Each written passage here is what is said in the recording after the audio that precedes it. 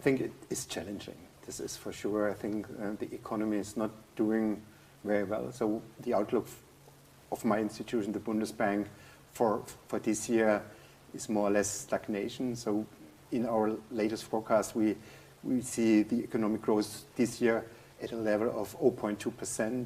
And then there are many uncertainties. For example, the geopolitical uncertainty, the tariff discussion. So all things are more or less producing pressure on the German economy. And so it is important that we are trying to address all these challenges and hopefully find smart solutions.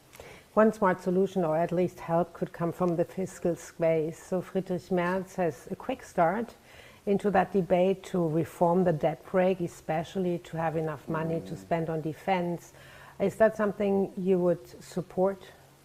I think fiscal is definitely one element that could help, but it's not the only one. There have to be several other measures that have to be introduced.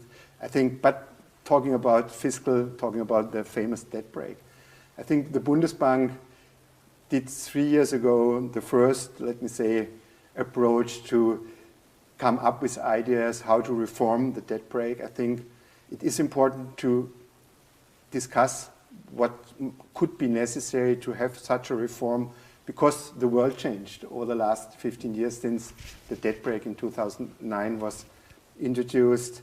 Many new uncertainties, new challenges.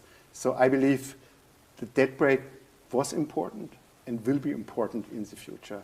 So the debt brake served as a kind of a stability anchor, and even with the reform of the debt brake, it will do this job also for the future. So what I would like to see is a decent discussion about the possibilities how we could reform the debt brake. And we will come up with a new proposal during the next 2 weeks, and I hope that new proposal will take a lot, let me say, will take up a lot of the discussions we already knowledge, or what we already see in Berlin.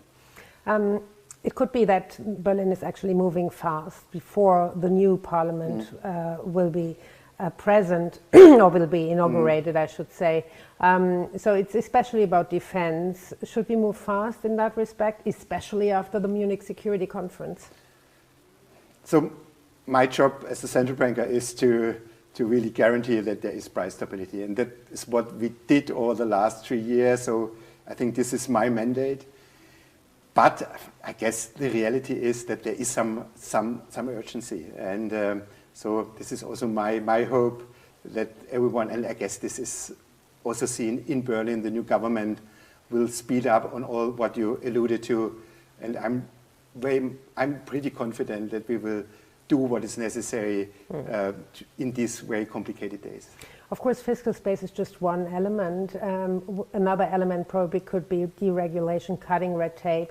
How urgent is that reform agenda actually to kickstart the German economy? I think cutting red tape is not only necessary for the German economy, it's also necessary for the European economy. And all what I learned from the new Commission, this is part of the, let me say, the agenda for of the new Commission for the next years.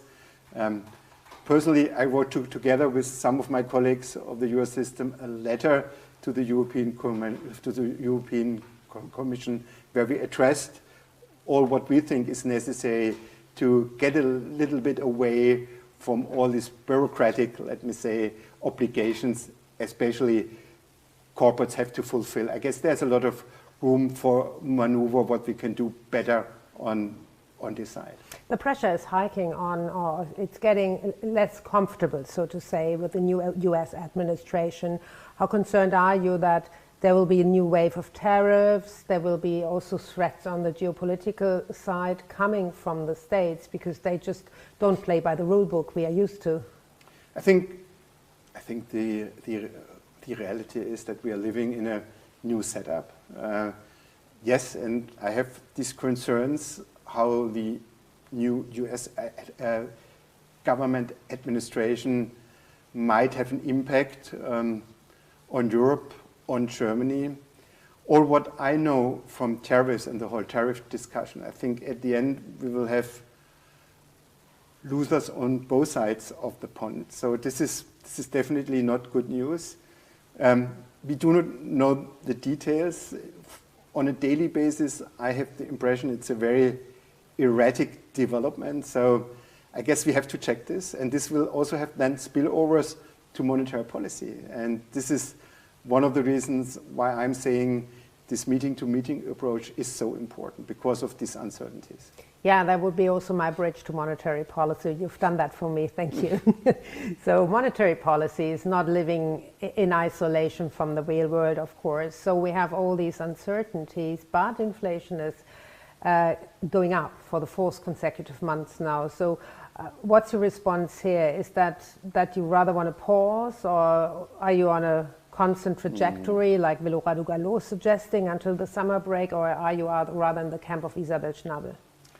Maybe in between Isabel Schnabel and my dear friend François. I think, first of all, the inflation number at the beginning of this year, these inflation numbers were not a surprise, because most of these inflation numbers were related to base effects from last year when energy prices were pretty low. So my outlook for the next months will be that inflation will come down, even core inflation will come down. But to speculate where we should go at the end, definitely we are not on a kind of a radar pass down to a certain level that we really focus, because the neutral rate, nobody knows where the neutral rate is. And together with the uncertainties, I believe the best approach that I see is still the meeting-to-meeting approach based on the new incoming data. So I could live good in between the worlds of Isabel Schnabel and François Villeroy de Gallo. And yeah, but still it's interesting just to understand your reaction function, because if inflation's has a tendency to go up now, the next step is again a move down on rates.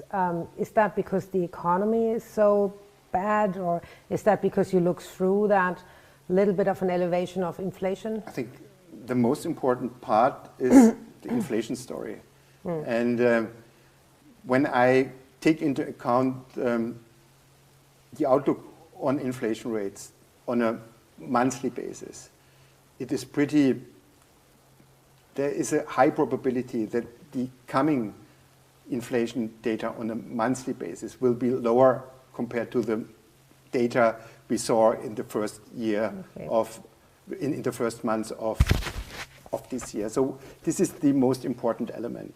Then you're absolutely right, there are spillovers. Spillovers might come from a tariff discussion, might come from the overall outlook for the economy. We have to take all these features into account, and based on all this incoming new data and the new information related to the economy is then more or less giving us an indication where we should go for the next meeting, and this is the most relevant thing to me. But still the assessment, or your assessment on where rates are sitting right now, it's still that they're restrictive for the economy, right? I think the current level, I'm not at that point that I can say, well, the level is not restrictive.